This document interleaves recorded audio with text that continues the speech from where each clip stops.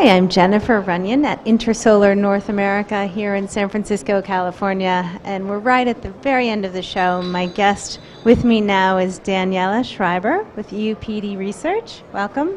Thank you very much. It's a pleasure to be here. It's great to have you. So, as I said, the show is wrapping up. What have been your impressions this week? How is the solar industry doing? It's been a really busy week, also what you could see with exhibitions and visitors. So what I found was really striking is that the situation is really challenging for most of the solar industry players, and that is also a result, of course, of the global developments. So system price levels are really low. The question is whether this is really a sustainable level, what we are seeing right now, and that puts especially suppliers under big pressure, and that's what we can certainly feel when talking to the industry.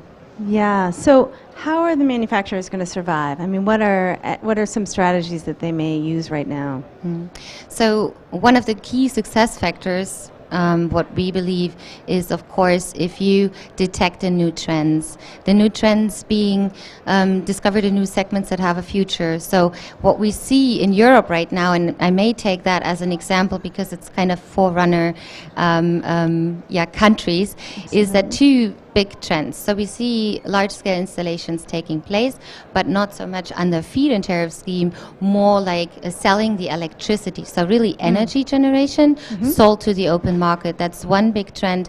And the other trend that we are going to see within the next years is really integrated systems. Integrated systems, not just by integrating the components as we know them today, but also using smart energy monitoring systems, storage solutions, which is really like one of the big opportunities that the solar industry can exploit, really. Yeah, no, I've noticed that as well. I mean, there's been lots of talk about storage at this show. Do you feel like in the next year we're going to see more storage, more projects with storage, or more little pilot test projects here and there?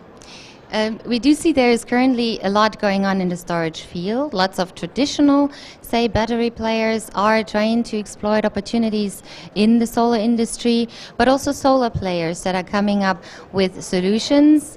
My feeling is a little more in Europe than here in the US. So what I've seen at the last show, the Intersolar Europe, there was actually a lot of players offering already solutions, though there isn't quite a market yet. So what we do see is lots of R&D going on right now, and within the next 2 years we will see a deployment of storage solutions in solar.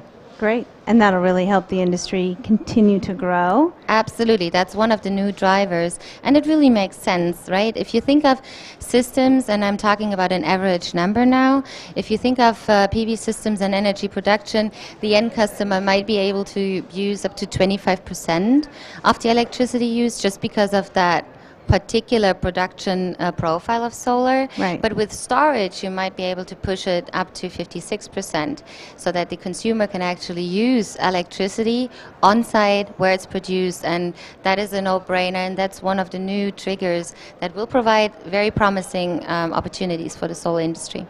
Excellent. Daniela, thank you so much for coming out and talking to us. Thank you very much.